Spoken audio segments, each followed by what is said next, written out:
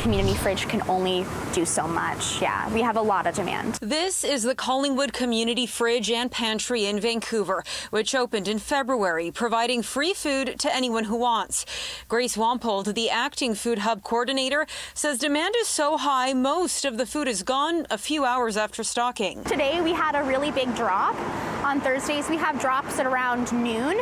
And you can already see that it's pretty slim. There's only a few cucumbers and cauliflowers and tomatoes left, but it was stocked to the brim just a couple hours back. The demand here is a sign of the growing food insecurity problem in Canada. In a report released Thursday, Food Banks Canada says the number of visits to food banks in March surged to an all-time high of 1.5 million, a 35% jump from March 2019. In Vancouver, we've seen a 29% increase in a year.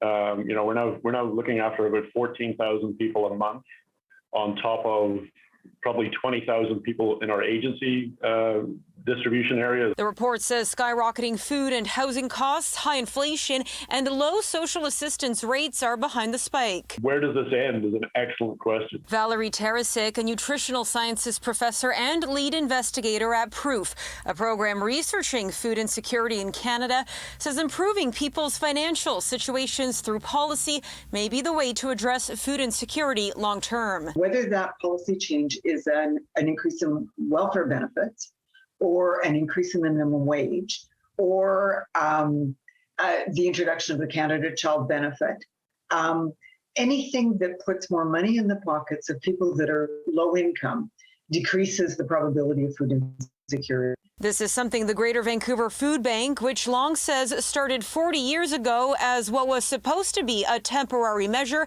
has seen firsthand. What we did see at the start of the pandemic was when the CERB checks were given out, every food bank saw a decrease in food bank usage. Maybe it's time for a discussion, serious discussions with government about a basic income for people. Wampold also believes more community-based programs, such as small-scale agriculture and shared cooking spaces, could help more people find food security. We have to remember what this land was and what this land wants to be, because the reality was before colonization, people in this area were food sovereign, and there is capacity to bring that back, I think.